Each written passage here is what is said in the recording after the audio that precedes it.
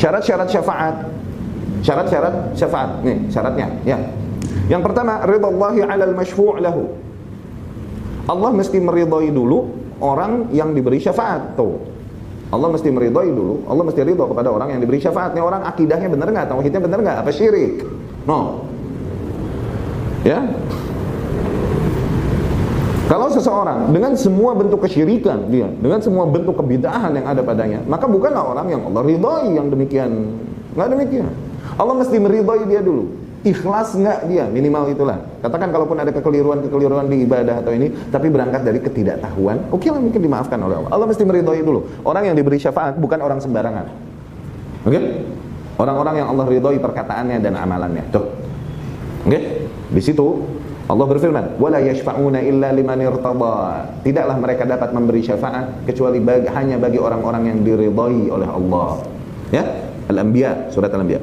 Kemudian Allah pun berkata, "Wala yarda li ibadihil kufur."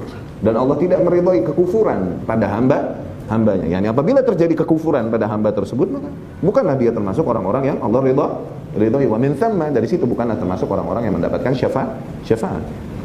Dan kemudian diriwayat Imam Bukhari dari Abu Hurairah radhiyallahu anhu, Abu Hurairah bertanya kepada Rasul sallallahu alaihi wasallam, "Ya Rasulullah, man as'adun nasi bi syafa'atik yaumil qiyamah?" Ya Rasulullah, siapa manusia yang paling beruntung kelak yang mendapatkan syafaatmu nanti di hari kiamat? Maka Rasul pun berkata, "Laqad dhanantu ya Abu Hurairah, sungguh aku telah menyangka wahai Abu Hurairah, alla yas'alani an hadza al-hadits ahad awwal mink." Sungguh telah kusangka Abu Hurairah tidak akan menanyakan aku tentang hal ini seorang pun sebelum engkau. Yani aku udah nebak bahwa engkau pasti orang pertama kali akan mempertanyakan hal ini kepadaku. Lima ra'aitu min hirsik. Dikarenakan apa? Dikarenakan aku melihat betapa kau bersemangat, okay, alal hadis, untuk mengumpulkan kabar-kabar dariku, hadis-hadis dariku. Rasul pun berkata, "As'adun nasi bi syafa'ati yaumil qiyamah." Manusia yang paling beruntung, paling berbahagia yang mendapatkan syafaatku kelak nanti di hari kiamat, man qala la ilaha illallah, mereka yang berkata la ilaha illallah khalisan min qalbih aw nafsih, dengan ikhlas dari hatinya atau dari jiwanya. Yang mengucapkan la ilaha illallah dengan segenap hati. Tuh, bukan la ilaha illallah di lidah, tapi la ilaha illallah dengan segenap hatinya. Ya, ini sebagaimana kita memahami kalimat tauhid yang menyelamatkan seseorang dari api neraka, enggak sembarangan. Oke? Okay? Tauhid yang benar, yang berefek kepada amalannya juga, ya. Kemudian syarat yang kedua, ridha Allah, syafi' Allah pun harus meridhai orang-orang yang memberi syafaatnya. Tuh, yang dikasih syafaat haruslah orang-orang yang Allah ridha.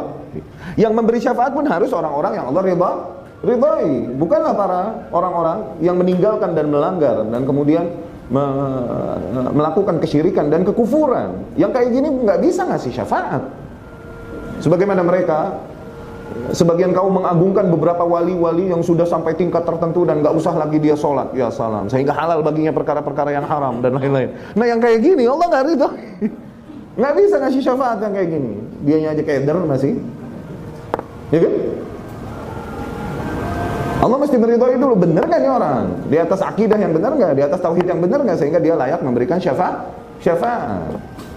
Ya. Ini dalilnya adalah ayat yang tadi, wa kam min malakin fis samawat, berapa banyak malaikat bahkan yang berada di langit, la tughni syafa'atuhum syai'an, yang tidak berefek syafaat mereka sedikit pun, illa min ba'di ayyadzan Allah, kecuali setelah Allah izinkan, liman yasha' wa yarda, bagi siapapun yang dikehendakinya untuk bisa memberikan syafaat, gitu. Siapapun yang Allah ridhoi untuk dapat memberikan syafaat. Itu syarat kedua.